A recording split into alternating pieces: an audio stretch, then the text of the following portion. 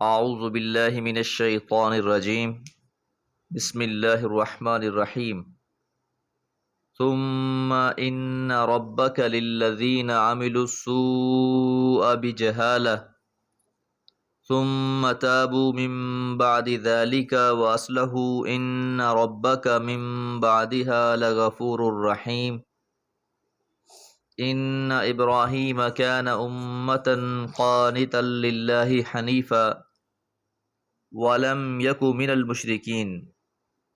سورہ نحل آیات 119 اور 120۔ ثم پھر ان ربک یقیناً آپ کا رب، خطاب رسول اللہ صلی اللہ علیہ وسلم سے، ربک آپ کا رب ایک کے لیے، اور ربکم تم سب کا رب، ان ربک یقیناً آپ کا رب، للذین ان لوگوں کے لیے، عاملوا السوء کہ جنہوں نے عمل کیے ہیں برے، اور یہ برے عمل کیوں کیے ہیں؟ بجہالت جہالت کی وجہ سے، ثم پھر تابو وہ توبہ طائب ہو گئے، من بعد ذالک اس کے بعد، واصلحوا اور انہوں نے اصلاح کر لی۔ پچھلی آیات میں تنبیہات کی گئیں اور اب بشارت دی جا رہی ہے۔ پیغمبر علیہ الصلاۃ والسلام کو خطاب کر کے فرمایا جا رہا ہے کہ جو لوگ اللہ کی واضح ہدایت کے باوجود اب تک غلطیوں، جہالتوں اور تعصبات میں گرفتار رہے، ان کے لیے اب بھی نجات کی راہ کھلی ہوئی ہے۔ اس لیے فرمایا ان ربک یقیناً آپ کا رب، من بعدها اس کے بعد بھی، لغفور الرحیم ضرور درگزر کرنے والا ہے، بخشنے والا ہے اور مہربان ہے۔ تو راہ کھلا ہوا ہے،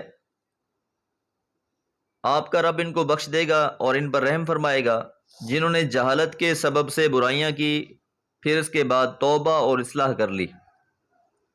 مطلب یہ ہے کہ آپ کی بعثت سے قبل جو تاریکی کا دور گزرا ہے، اس میں لوگوں نے اللہ کی جو نافرمانیاں کی ہیں، اگر آپ کی دعوت کے بعد انہوں نے توبہ اور اصلاح کر لی تو ان کے لیے اللہ کی رحمت میں داخل ہونے اور اس کی مغفرت کے مستحق ہونے کا موقع اب بھی باقی ہے، اور یقیناً بدقسمت ہی ہوں گے وہ لوگ جو اس سے فائدہ نہیں لیں گے۔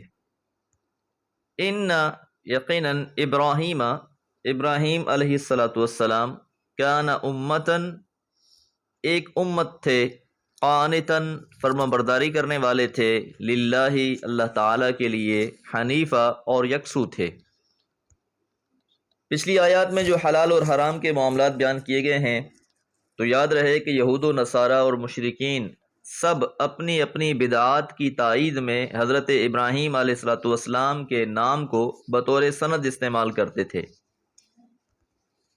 ان میں سے ہر گروہ کا یہ دعویٰ تھا کہ وہ حضرت ابراہیم علیہ السلام کے طریقہ کار پر ہیں، اور حلال اور حرام کے معاملے میں بھی وہ ملت ابراہیمی ہی کی پیروی کر رہے ہیں، یہاں تک کہ جن گروہوں نے خنزیر تک کو جائز کر لیا تھا، وہ بھی اسی خبط میں مبتلا تھے کہ ہم دین ابراہیمی پر ہیں۔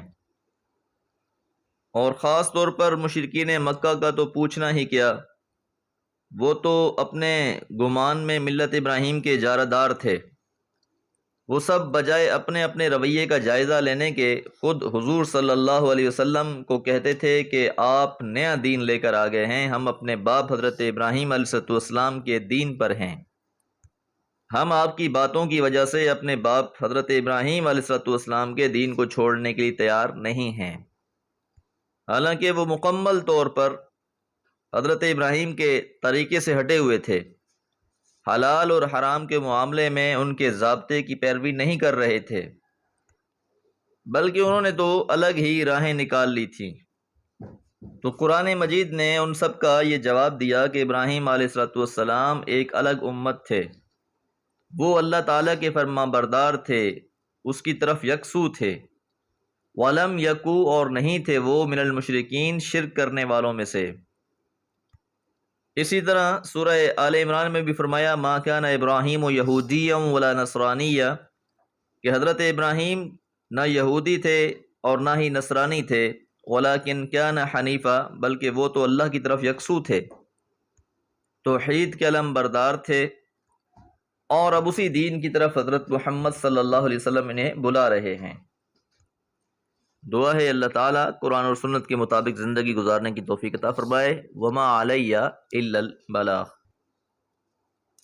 اعوذ باللہ من الشیطان الرجیم، بسم اللہ الرحمن الرحیم۔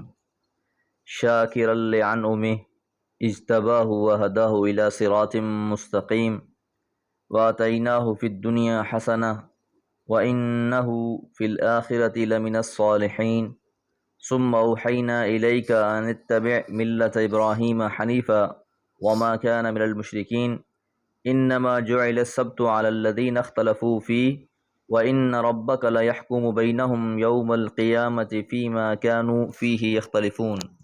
سورہ نحل آیات 121 سے 124۔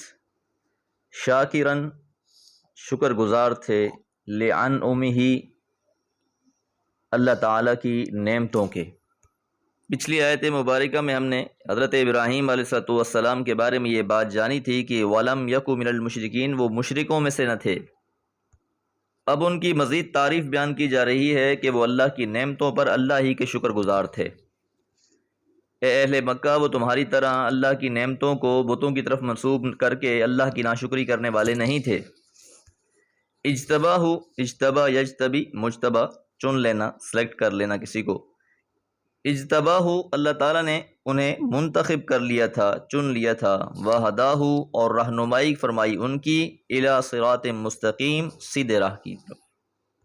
کہ حضرت ابراہیم علیہ السلام تو اللہ کے خاص بندے تھے، اللہ تعالیٰ نے ان کا انتخاب فرمایا اور پھر انہیں صحیح رہنمائی بھی عطا فرمائی۔ وآتیناہ، اور ہم نے دی انہیں، فی الدنیا، دنیا میں بھی، حسنہ، بھلائی، وَإِنَّهُ، اور یقیناً وہ، فی الآخرۃ، آخرت میں بھی، لمن الصالحین، صالحین کے زمرے میں ہوں گے۔ دنیا میں بھی اللہ تعالیٰ نے ان کو مال و جاہ عطا فرمایا، یہاں تک کہ ان کی حیثیت ایک حکمران کی ہو گئی، اور آخرت میں بھی وہ زمرہ صالحین میں اپنا درجہ اور مقام حاصل کریں گے۔ ثم، پھر، اوحینا، ہم نے وحی کی، الیکا، آپ کی طرف۔ یاد رہے کہ پچھلے درس میں ہم نے یہ بات جانی تھی کہ نصارہ، یہودی اور اہل مکہ سب کے سب اپنی نسبت حضرت ابراہیم علیہ السلام سے جوڑتے تھے۔ اب اس آیت مبارکہ میں یہ بات واضح کی جا رہی ہے کہ حضرت ابراہیم علیہ السلام سے اصل نسبت تو آپ کی ہے اور آپ پر ایمان لانے والوں کی ہے، اس لیے فرمایا کہ ہم نے وحی کی آپ کی طرف، ان اتبع، کہ آپ اتباع کریں، ملت ابراہیم، ابراہیم علیہ السلام کی ملت کی، حنیفہ، جو یکسو تھے۔ تو ملت ابراہیم کے جو یہ پیروی کے سارے مدعی ہیں، چاہے یہودی ہیں، چاہے نصارہ یا مشرکین، تو بالکل جھوٹے ہیں۔ البتہ ہماری طرف سے یہ وحی آپ پر نازل ہوئی ہے کہ ملت ابراہیم کی پیروی کریں، چنانچہ آپ کی ملت ہی ملت ابراہیم علیہ السلام ہے۔ وما کان، اور وہ نہ تھے، من المشرکین، مشرکوں میں سے۔ تو حضرت ابراہیم علیہ السلام کی زندگی تو شرک سے برات تھی، آپ کی زندگی تو شرک کا قلع کما کرنے کے لیے تھی۔ تو یہ جو لوگ اب شرک میں مبتلا ہیں، یہ کیسے اپنے آپ کو حضرت ابراہیم سے منسوب کرتے ہیں؟ انما، یقیناً، جعل السبت، عائد کیا گیا ہفتے کا دن، علی الذین، ان لوگوں پر جنہوں نے اختلفوا فیہ، اختلاف کیا اس میں۔ یہاں سے یہود کے ایک اور اعتراض کا جواب ہے کہ یہودی حضرت صلی اللہ علیہ وسلم اور مسلمانوں پر یہ اعتراض کرتے تھے کہ یہ لوگ سبت کا، یعنی ہفتے کے دن کا احترام نہیں کرتے۔ یاد رہے کہ سورہ بقرہ میں یوم السبت کی تفصیل گزر چکی ہے، یہ وہی قوم ہے کہ جن کو نافرمانی کی وجہ سے بندر بنا دیا گیا تھا۔ ہفتے کا دن یہودیوں کے نزدیک انتہائی متبرک دن تھا، اور ان کا اعتراض یہی تھا کہ اس کو مسلمان متبرک کیوں نہیں مانتے۔ تو قرآن نے اس کا یہ جواب دیا کہ ہفتے کا احترام ملت ابراہیمی علیہ الصلوۃ والسلام سے اس کا کوئی تعلق نہیں ہے، یہ اس کا جز نہیں ہے، بلکہ سبت یہود کے لیے شروع ہوا تھا، اور انہوں نے بھی اس کے متعلق بہت اختلافات پیدا کر کے اس کی حرمت برباد کر دی تھی۔ وَإِنَّ رَبَّكَ، اور یقیناً آپ کا رب، لَيَحْكُمُ، ضرور فیصلہ کر دے گا، بینہم، ان کے درمیان، یوم القیامت، قیامت کے دن، فیما کانوا فیہ، اس میں جو یہ یختلفون، اختلاف کرتے ہیں۔ تو اب ان کے اختلاف کا فیصلہ قیامت کے روز ہوگا۔ تو سبت کے آداب اور احکامات کے حوالے سے ان کے ہاں جو اختلافات ہیں اس کی تفصیل بہت طویل ہے، تو اللہ تعالیٰ روز قیامت ان کے درمیان فیصلہ فرما دیں گے۔ اللہ تعالیٰ سے دعا ہے اللہ تعالیٰ ملت ابراہیمی کی پیروی عطا فرمائے۔ وما علیہ الا البلاغ۔